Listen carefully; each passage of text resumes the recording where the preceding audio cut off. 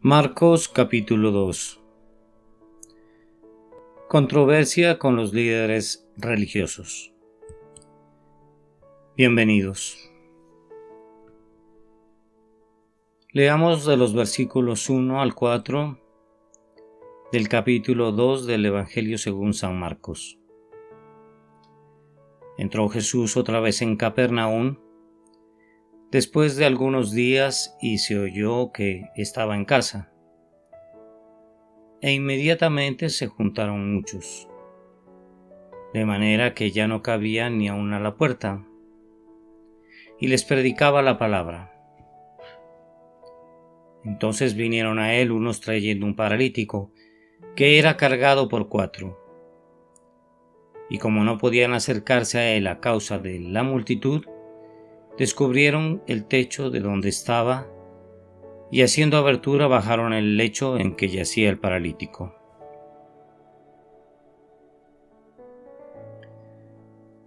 Marcos capítulo 1 y versículo 28 muy a propósito dice que después de un rescate dramático de un hombre poseído por el demonio, muy pronto se difundió la fama de Jesús por toda la provincia alrededor de Galilea. Es así que en este punto de su ministerio Jesús atraía a la multitud a cualquier lugar que él fuera. Dice, y les predicaba la palabra. Está claro ante todo que él estaba evitando las calles porque se habían convertido más bien en una campaña de sanidad, pues a cualquier lugar que Jesús fuera, las personas le sitiaban con peticiones de sanidad y lo buscaban para que echara fuera de ellos a los demonios, y así se le impedía hacer al Señor lo que había venido a hacer primeramente, lo cual era predicar la palabra de Dios. Se lee, y como no podían acercarse a él a causa de la multitud, descubrieron el techo de donde estaba. Debido a que el cuarto estaba lleno por la multitud, los amigos de un hombre paralítico tuvieron que bajarle a éste a través del techo. Esto, claro está, era una forma inusual de interrumpir un sermón. También dice, descubrieron el techo. Este tipo de techo, el cual era de paja, tierra o tejas colocadas sobre unas vigas, a menudo era accesible por medio de una escalera que estaba afuera. Esta misma se podía colocar o quitar. Así, los amigos del hombre paralítico bajaron a su amigo hacia donde estaba Jesús. Dice, y haciendo una abertura bajaron el lecho en que yacía el paralítico. Esta acción probaba la determinación y la fe de los amigos del hombre paralítico. Ellos contaban con que Jesús sanaría a su amigo, y la principal razón es que sería más difícil el subirle de nuevo por el techo que el haberle bajado, pues ellos contaban por completo en que su amigo saldría caminando de ese cuarto. Versículos 5 al 7. Al ver Jesús la fe de ellos, dijo al paralítico, Hijo, tus pecados te son perdonados. Estaban allí sentados algunos de los escribas, los cuales cavilaban en sus corazones, ¿por qué habla este así? Blasfemias dice, ¿quién puede perdonar pecados sino solo Dios? Jesús miró hacia arriba a los 4 hombres que batallaban con las cuerdas atadas en cada esquina del lecho que traía al paralítico. Él les vio y lo que vio fue su fe. Su fe se podía ver, pues su acción audaz y determinada para atraer a su amigo Jesús probaba que ellos tenían una fe real. Leemos, Hijo, tus pecados te son perdonados. Acá podemos imaginarnos cómo se sintieron los amigos que estaban en el techo. Ellos habían pasado por muchos problemas para ver a su amigo sanado de su parálisis y ahora el maestro solamente quería perdonar sus pecados. Quizás gritaban no, sino que él está paralítico, queremos que él camine y no que sea perdonado.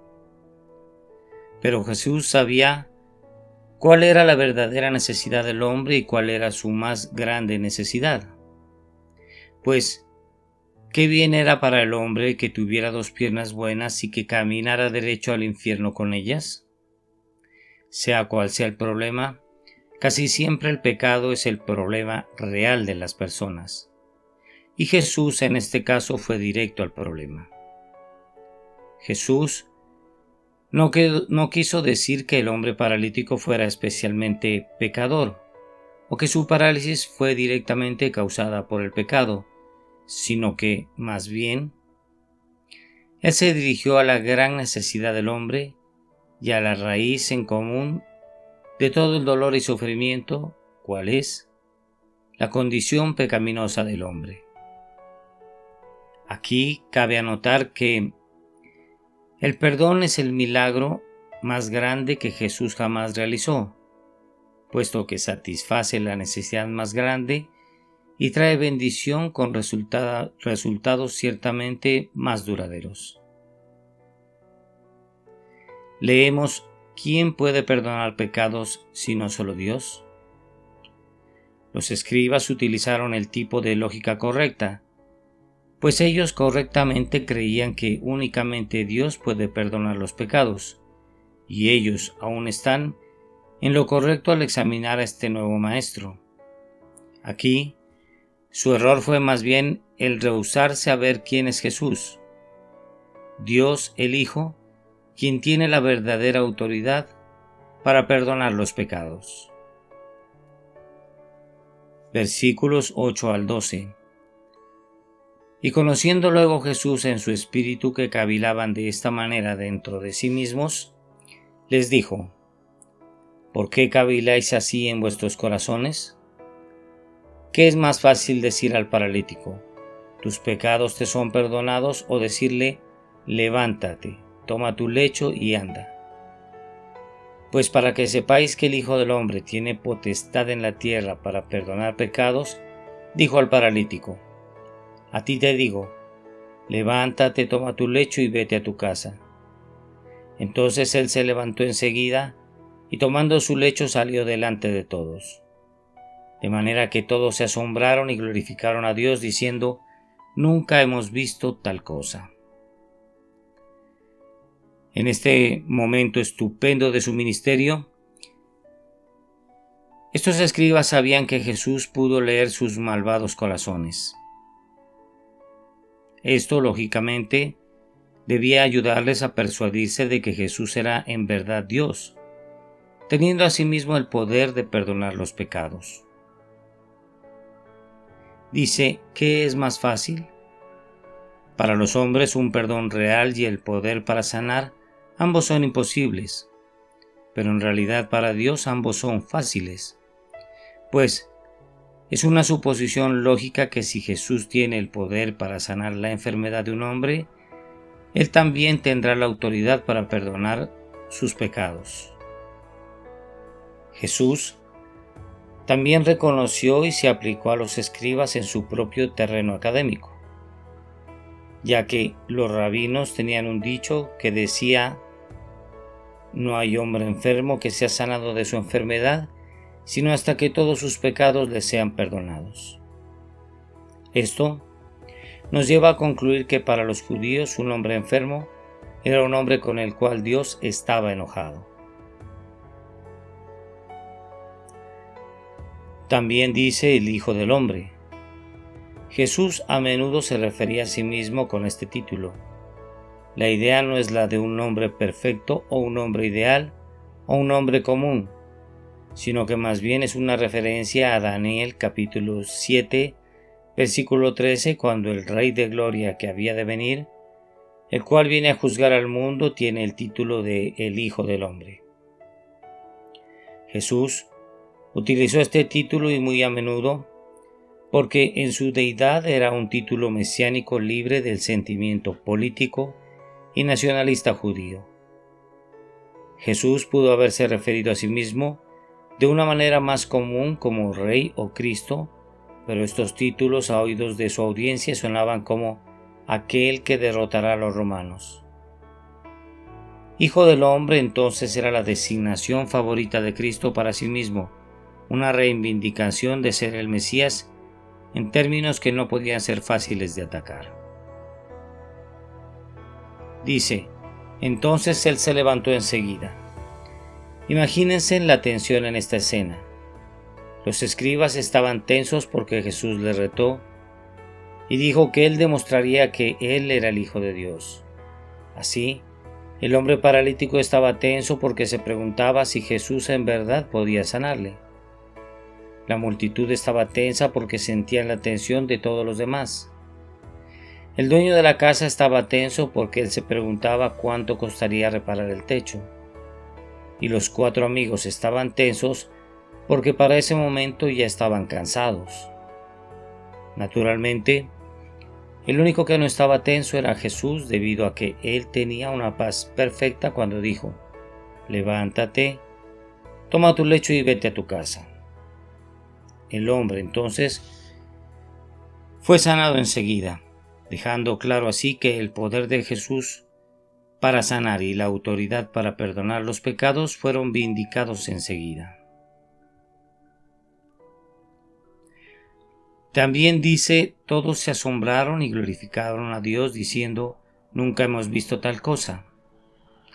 Los expertos en la ley fueron cazados en su propia trampa, o sea, en sus propias creencias declaradas de que el hombre no podía ser curado a menos que fuera perdonado. Según ellos, él estaba maldito, por tanto él fue perdonado. Y por lo tanto, la acción de Jesús de perdonar pecados debería para esto ser verdad. Versículos 13 al 14. Después volvió a salir al mar y toda la gente venía a él y le enseñaba. Y al pasar vio a Leví, hijo de Alfeo, sentado al banco de los tributos públicos y le dijo, sígueme. Y levantándose le siguió. Jesús cumplió el enfoque de su ministerio como también está descrito en Marcos capítulo 1 versículo 38. Vamos a los lugares vecinos para que predique también allí, porque para esto he venido. Todo eso nos hace inferir que Jesús sabía cómo mantenerse enfocado. Dice, vio a Leví sentado al banco de los tributos públicos. Leví, también conocido como Mateo, era un recolector de impuestos, dejando claro que en aquellos días los recaudadores de impuestos eran despreciados como traidores y extorsionistas por el mismo pueblo judío. Este mismo pueblo judío correctamente les consideraba como traidores, debido a que ellos trabajaban para el gobierno romano y tenían el apoyo de los soldados romanos detrás de ellos para hacer que las personas pagaran los impuestos. Estos evidentemente eran los colaboradores judíos más visibles con Roma. Ahora, el pueblo judío correctamente les consideraba extorsionadores porque ellos podían quedarse con todo aquello que recolectaban de más. Un recaudador de impuestos entonces ofertaba con otros por el contrato de recaudación de impuestos, contrato entre comillas. Por decir algo, muchos recaudadores de impuestos hubieran querido tener el entre comillas contrato de impuestos de la ciudad de Cafarnaún, pues este era un contrato jugoso. También los romanos premiaban a estos dando el contrato al apostador más alto.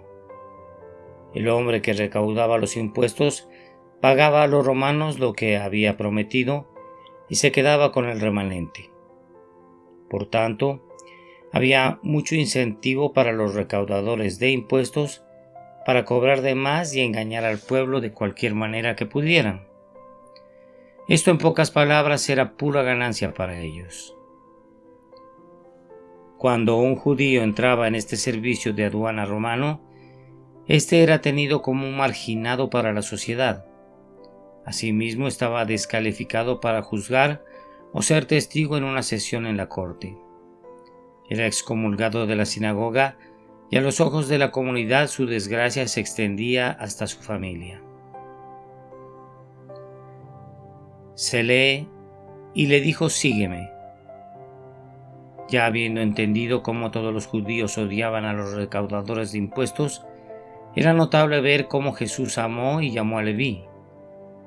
Este era un amor bien enfocado debido a que Leví respondió a la invitación de Jesús al dejar su negocio de recaudación de impuestos para seguir a este mismo Jesús.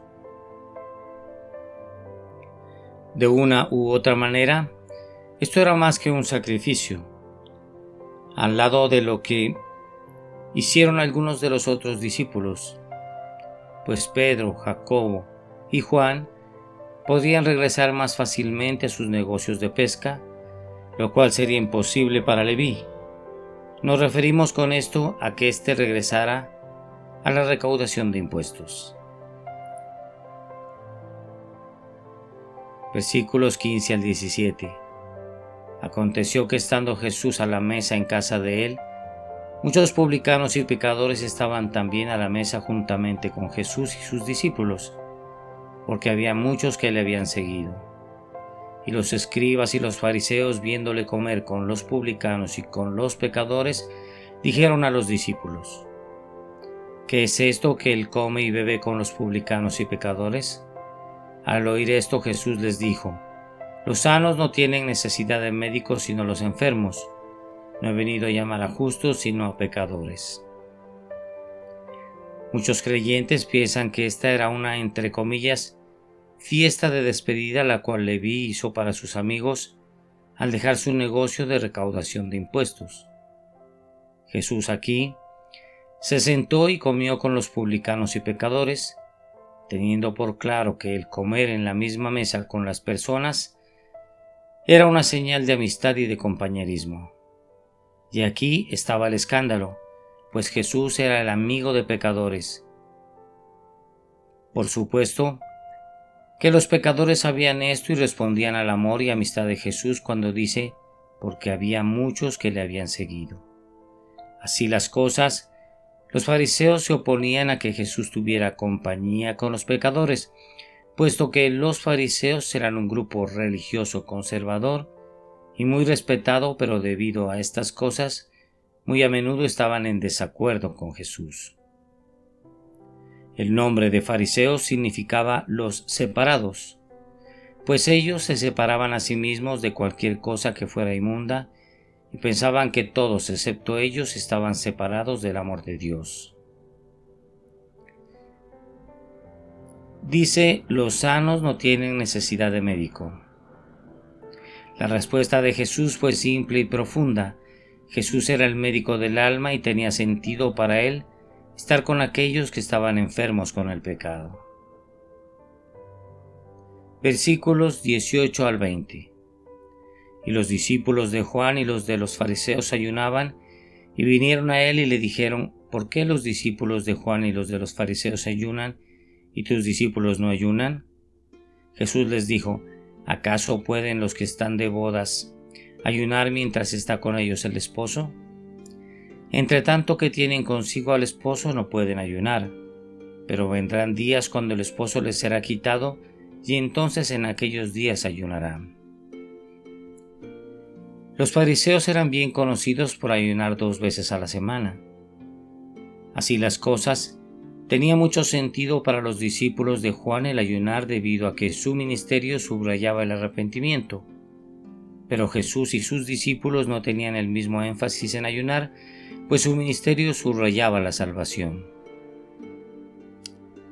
También leemos: ¿acaso pueden los que están de bodas ayunar mientras está con ellos el esposo? Al utilizar la ilustración de la boda, Jesús ilustró una imagen poderosa entre los judíos, pues durante toda la semana de la celebración de la boda, los mismos rabinos declaraban que el gozo era más importante que el observar los rituales religiosos. Así, el mensaje de Jesús era audaz y claro: yo no soy como los fariseos o como Juan el Bautista. Yo soy el Mesías, el esposo para el pueblo de Dios. Sea donde yo esté, es apropiado que tengamos el gozo que asociamos con el gozo de las bodas. Dice: pero vendrán días, en aquellos días ayunarán. Jesús sabía que su presencia física e inmediata no estaría siempre con los discípulos, por lo cual daba a entender que cuando Él no estuviera físicamente, entonces ese sería un momento más apropiado para ayunar. Versículos 21 al 22. Nadie pone remiendo de paño nuevo en vestido viejo. De otra manera, el mismo remiendo nuevo tira de lo viejo y se hace peor la rotura. Y nadie echa vino nuevo en odres viejos. De otra manera, el vino nuevo rompe los odres, y el vino se derrama y los odres se pierden, pero el vino nuevo en odres nuevos se ha de echar. El peligro de tratar de poner algo nuevo en algo viejo está claro en la ilustración del vestido y su paño.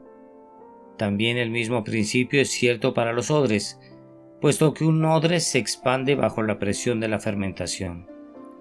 Así que si un vino nuevo y sin fermentar era puesto en un odre viejo y frágil, muy seguramente éste se reventaría.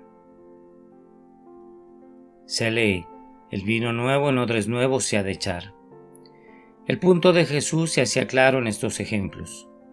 Tú no puedes acomodar su nueva vida en los viejos patrones de tu vida, sino que Jesús intercambiaba el ayuno por fiesta, las cenizas y vestidos rasgados por un vestido de justicia, un espíritu de pesadez por un vestido de alabanza, el lamento por gozo y la ley por la gracia. También cabe anotar que a través de los siglos, las antiguas formas rígidas rara vez podrían contener la obra del Espíritu Santo en la humanidad. Por tanto, a través de las generaciones, Dios a menudo busca nuevos odres, debido a que los viejos odres ya no se pueden extender más bajo el poder del Espíritu. Jesús llegó a introducir algo nuevo no para enmendarlo con algo viejo. De esto es sobre lo que se trata la salvación. Al hacer esto, Jesús no destruyó lo viejo, la ley, sino que Él mismo la cumplió. Versículos 23 al 24. Aconteció que al pasar Él por los sembrados un día de reposo, sus discípulos andando comenzaron a arrancar espigas. Entonces los fariseos le dijeron: mira, ¿por qué hacen en el día de reposo lo que no es lícito? No había nada de malo con lo que los discípulos hicieron, debido a que su espigueo no era considerado un hurto de acuerdo con Deuteronomio 23:25. El asunto era únicamente el día en que lo hicieron, pues los rabinos hicieron una lista elaborada de lo que, entre comillas, se puede y no se puede hacer en cuanto al día de reposo. Y esto era algo que violaba uno de los artículos de la lista, a los ojos de los líderes religiosos.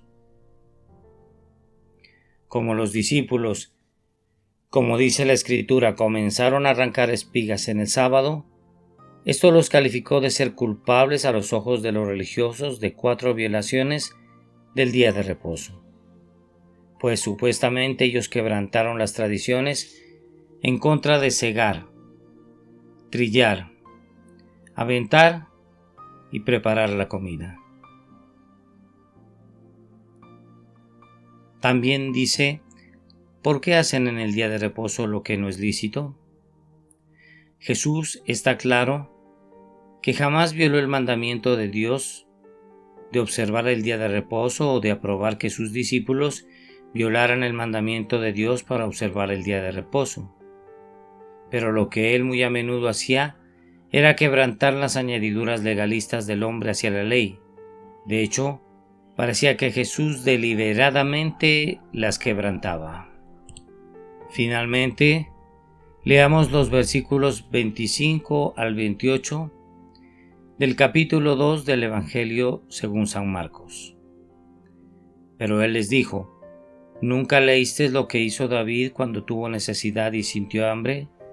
Él y los que con él estaban, como entró en la casa de Dios siendo Abiatar sumo sacerdote, y comió los panes de la proposición, de los cuales no es lícito comer sino a los sacerdotes, y aún dio a los que con él estaban? También les dijo: el día de reposo fue hecho por causa del hombre, y no el hombre por causa del día de reposo. Por tanto, el Hijo del Hombre es Señor aún del día de reposo. Al referirse al uso de David del pan santo en 1 Samuel 21, Jesús mostró un principio importante, cual es que la necesidad humana es más importante que el ritual religioso, quedando claro que el día de reposo tenía la intención de servir al hombre y no al contrario. Cuando dice: el día de reposo fue hecho por causa del hombre, y no el hombre por causa del día de reposo. Esto es exactamente lo que muchas personas, empapadas en la tradición, simplemente no pueden aceptar, que lo que Dios en realidad quiere es misericordia antes que sacrificio, que el amor hacia los otros es más importante que los rituales religiosos y que los sacrificios de Dios son el espíritu quebrantado. Al corazón contrito y humillado no despreciarás tú, oh Dios. Salmo 51:17. Finalmente se lee: por tanto el Hijo del Hombre es Señor aún del día de reposo.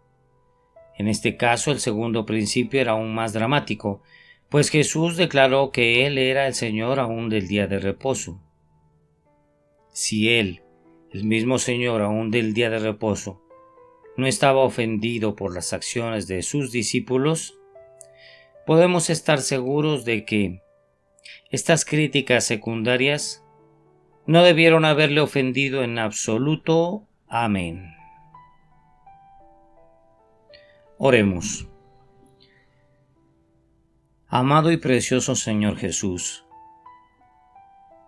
Hijo de Dios, nos presentamos en este día para aceptar tu palabra de corazón. Señor, para entender el capítulo 2 del Evangelio según San Marcos, para traer todas esas enseñanzas a nuestro corazón, Señor, y aceptar que tú eres bueno y que por tu perfecta voluntad has querido que esta rema sea inscrita en las tablas de nuestro corazón, Señor, y las pongamos a prueba y las ejerzamos de aquí adelante en nuestra vida. Precioso Dios, qué bueno es presentarnos, antes que nada, para alabarte, bendecirte y darte gracias por tanto amor del cielo. Porque tú eres bueno, Señor, y tu misericordia para siempre es. Tus gracias son perfectas y nuevas cada día, y tu voluntad es agradable, buena y perfecta con tus hijos. Esos tus hijos somos los que clamamos el día de hoy para que vengas pronto por nosotros, precioso y amado Señor, para que te reveles en las nubes y desgarres, Señor, a estas mismas en tu caballo blanco, y desciendas con tu nombre, Rey de Reyes y Señor de Señores, con tus ropas teñidas en sangre, Señor. A ti sea la gloria por los siglos de los siglos, Señor.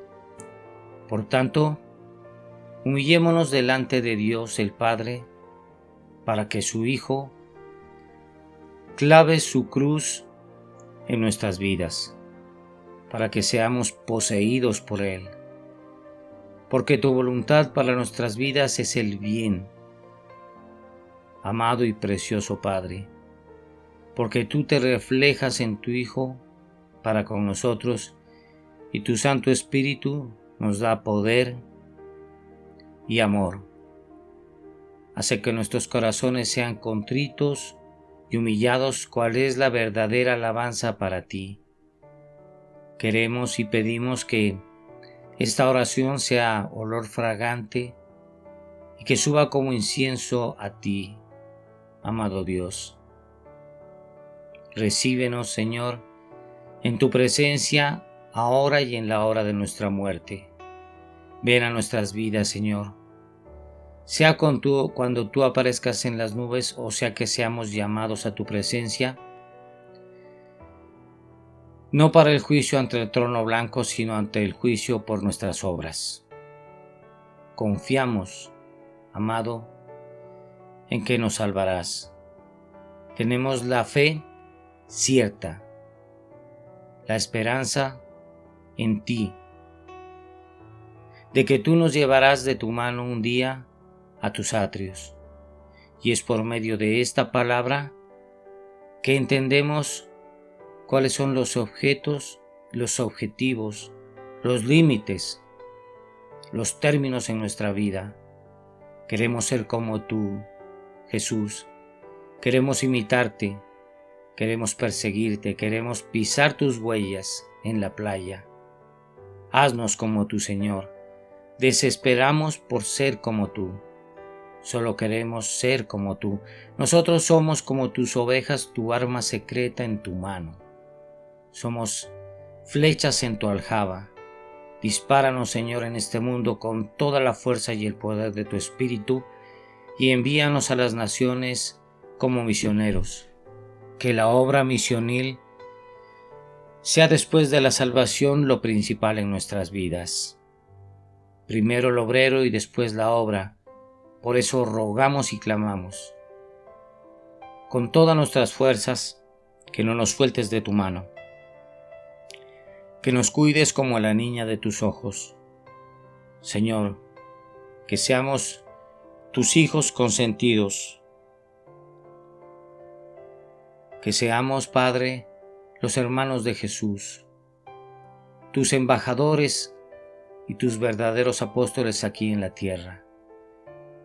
Embajadores celestiales para tu gloria, honra y honor.